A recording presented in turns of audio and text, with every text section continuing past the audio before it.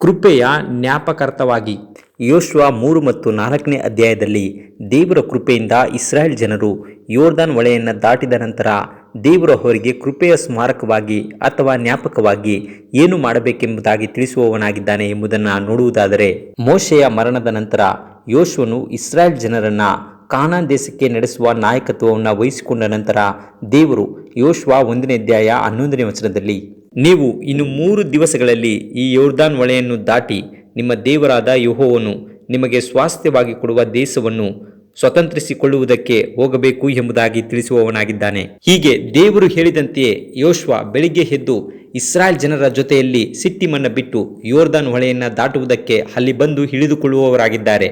ಯಾಕೆಂದರೆ ಯೋರ್ದಾನ್ ಹೊಳೆಯ ನೀರು ಸುಗ್ಗಿಯ ಕಾಲದಲ್ಲೆಲ್ಲ ಅದು ದಡಮೀರಿ ಹರಿಯುವಂತದಾಗಿತ್ತು. ಈಗ ಇಸ್ರಾಯೇಲ್ ಜನರು ಕಾನಾನ್ ದೇಶವನ್ನ ಪ್ರವೇಶಿಸಬೇಕು ಅಂದರೆ ಈ ದಡಮೀರಿ ಹರಿಯುವಂತಹ ಯೋರ್ದಾನ್ ಹೊಳೆಯನ್ನ ದಾಟಿ ಹೋಗಬೇಕು.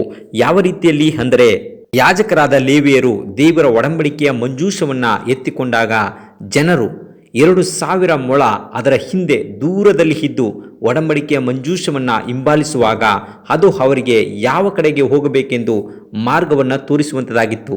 ಆದರೆ ಈ ಯೋರ್ದಾನ್ ಹೊಳೆಯನ್ನು ದಾಟುವುದಕ್ಕಿಂತ ಮೊದಲು ಯೋಶುವ 3ನೇ ಅಧ್ಯಾಯ 5ನೇ ವಚನವನ್ನು ಓದುವುದಾದರೆ, ಯೋಶುವನು ಜನರಿಗೆ, ನಿಮ್ಮನ್ನ ಶುದ್ಧ ಮಾಡಿಕೊಳ್ಳಿರಿ, ಯೆಹೋವನು ನಾಳೆ ನಿಮ್ಮ ಮಧ್ಯದಲ್ಲಿ ಅದ್ಭುತವನ್ನ ನಡೆಸುವನು ಎಂಬುದಾಗಿ ಹೇಳುವವನಾಗಿದ್ದಾನೆ. ಯಾಕೆಂದರೆ ಅಂದು ಇಸ್ರಾಯೇಲ್ ಜನರು ಐಗುಪ್ತವನ್ನ ಬಿಟ್ಟು ಹೊರಬಂದಾಗ ಅದ್ಭುತವಾಗಿ ಕೆಂಪು ಸಮುದ್ರವನ್ನ ದಾಟಿದಂತೆಯೇ ಇಲ್ಲಿ ದೇವರು ದಡಮೀರಿ ಹರಿಯುವ ಯೋರ್ದಾನ್ ಹೊಳೆಯನ್ನ ಅದ್ಭುತವಾಗಿ ದಾಟುವಂತೆ ಮಾಡುವವನಾಗಿದ್ದಾನೆ. ಆದುದರಿಂದಲೇ ದೇವರು ಜನರಿಗೆ ಪರಿಶುದ್ಧ ಮಾಡಿಕೊಳ್ಳಿರಿ ಎಂಬುದಾಗಿ ಹೇಳುವವನಾಗಿದ್ದಾನೆ. ಅದೇ ರೀತಿಯಲ್ಲಿ ಮಂಜೂಷ ಪೆಟ್ಟಿಗೆಯನ್ನು ಹೊತ್ತಿದ್ದ ಯಾಜಕರು ಯೋರ್ದಾನ್ ಹೊಳೆಯನ್ನು ದಾಟಲು ಅಂಚಿಗೆ ಬಂದು ನಿಂತುಕೊಂಡಾಗ ದೇವರು ಅವರಿಗೆ ನನ್ನ ಮಾತಿಗೆ ಕಿವಿಗೊಡಿರಿ ಎಂಬುದಾಗಿ ತಿಳಿಸುವವನಾಗಿದ್ದಾನೆ. ದೇವರ ಮಾತಿನಂತೆಯೇ ಯೋಶುವ 3ನೇ ಅಧ್ಯಾಯ 15ನೇ ವಚನವನ್ನು ಓದುವುದಾದರೆ, ಮಂಜೂಷವನ್ನ ಹೊತ್ತ ಯಾಜಕರು ಯೋರ್ದಾನಿಗೆ ಬಂದು ನೀರಿನಲ್ಲಿ ತಮ್ಮ ಕಾಲುಗಳನ್ನು ಅದ್ದುತ್ತಲೇ ಸುಗ್ಗಿಯ ಕಾಲದಲ್ಲೆಲ್ಲ ದಡಮೀರಿ ಹರಿಯುವ ಯೋರ್ದಾನ್ ಹೊಳೆಯ ನೀರು ನಿಂತು ಹೋಯಿತು ಎಂಬುದಾಗಿ ತಿಳಿಸುತ್ತದೆ. ಹೀಗೆ ನೀರು ರಾಶಿಯಾಗಿ ಒಂದು ಕಡೆ ನಿಂತುಕೊಂಡಿತು. ಮಂಜೂಷ ಪೆಟ್ಟಿಗೆಯನ್ನು ಹೊತ್ತಿದ್ದ ಯಾಜಕರಾದ ಲೇವಿಯರು ಯೋರ್ದಾನಿನ ಹೊಳೆಯ ಮಧ್ಯದಲ್ಲಿ ಒಣನೆಲದ ಮೇಲೆ ನಿಂತಿದ್ದರು. ಇಸ್ರಾಯೇಲ್ ಜನರು ಈ ಒಣನೆಲದ ಮೇಲೆ ನಡೆದುಕೊಂಡು ಯೋರ್ದಾನ್ ಹೊಳೆಯನ್ನ ದಾಟಿ ಆಚೆ ಕಡೆಗೆ ಹೋಗುವವರಾಗಿದ್ದಾರೆ. ಈ ಅದ್ಭುತದ ಮೂಲಕವಾಗಿ ದೇವರು ಇಸ್ರಾಯೇಲ್ ಜನರಿಗೆ, ನಾನು ಮೋಶೆಯ ಜೊತೆ ಇದ್ದಂತೆ ನನ್ನ ದಾಸನಾದ ಯೋಶುವನ ಜೊತೆ ಇದ್ದೇನೆ ಎಂದು ಅವನನ್ನು ಘನಪಡಿಸುವಂತೆಯೂ, ಇಡೀ ಲೋಕದ ಎಲ್ಲ ಜನರು ಆತನ ಬಲ ಪರಾಕ್ರಮವನ್ನು ಅರಿತುಕೊಳ್ಳುವಂತೆಯೂ ಮತ್ತು ನಾನು ವಾಗ್ದಾನ ಮಾಡಿದ ದೇಶವನ್ನು ನಿಮಗೆ ನೀಡುತ್ತೇನೆ ಎಂಬುದನ್ನು ಅರ್ಥ ಮಾಡಿಕೊಳ್ಳುವಂತೆ ಇಸ್ರಾಯೇಲ್ ಜನರಿಗೆ ತಿಳಿಸಿಕೊಡುವವನಾಗಿದ್ದಾನೆ. ಹೀಗೆ ಅದ್ಭುತವಾಗಿ ಯೋರ್ದಾನ್ ಹೊಳೆಯನ್ನು ದಾಟಿದ ನಂತರ ಯೋಶುವ 4ನೇ ಅಧ್ಯಾಯ 3ನೇ ವಚನದಲ್ಲಿ ಅವರಿಗೆ ಯೋರ್ದಾನಿನ ಮಧ್ಯದಲ್ಲಿ ಯಾಜಕರು ನಿಂತಿರುವ ಸ್ಥಳದಿಂದ 12 ಕಲ್ಲುಗಳನ್ನು ಎತ್ತಿ ಅವುಗಳನ್ನು ನಿಮ್ಮ ಸಂಗಡ ಆಚೆ ದಡಕ್ಕೆ ತಂದು ನೀವು ಈ ರಾತ್ರಿ ಇಳಿದುಕೊಳ್ಳುವ ಸ್ಥಳದಲ್ಲಿ ನಿಲ್ಲಿಸಿರಿ ಎಂದು ಆಜ್ಞಾಪಿಸಬೇಕೆಂದು ತಿಳಿಸುವವನಾಗಿದ್ದಾನೆ.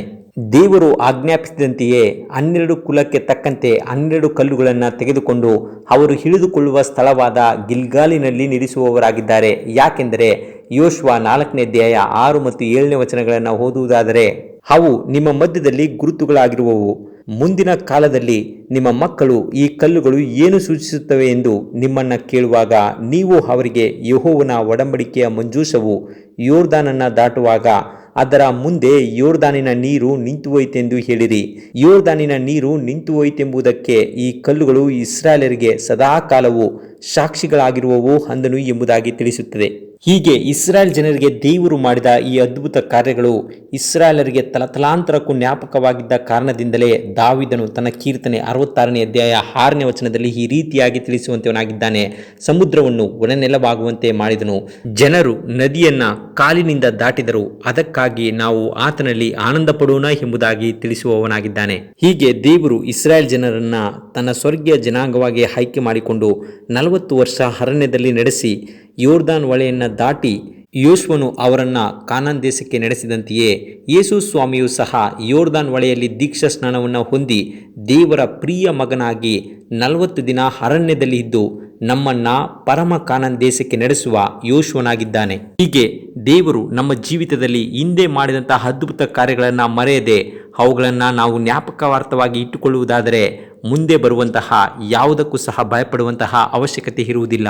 ಆದುದರಿಂದ ನಮ್ಮ ಜೀವಿತದಲ್ಲಿ ದೇವರು ಮಾಡಿದಂಥ ಅದ್ಭುತ ಕಾರ್ಯಗಳನ್ನು ನಮ್ಮ ಮುಂದಿನ ಸಂತತಿ ನೆನಪಿಸಿಕೊಳ್ಳುವ ರೀತಿಯಲ್ಲಿ ನಾವು ಜೀವಿಸೋಣ. ದೇವರು ನಿಮ್ಮನ್ನು ಆಶೀರ್ವದಿಸಲಿ. ಪ್ರಾರ್ಥನೆ ಮಾಡಿಕೊಳ್ಳೋಣ.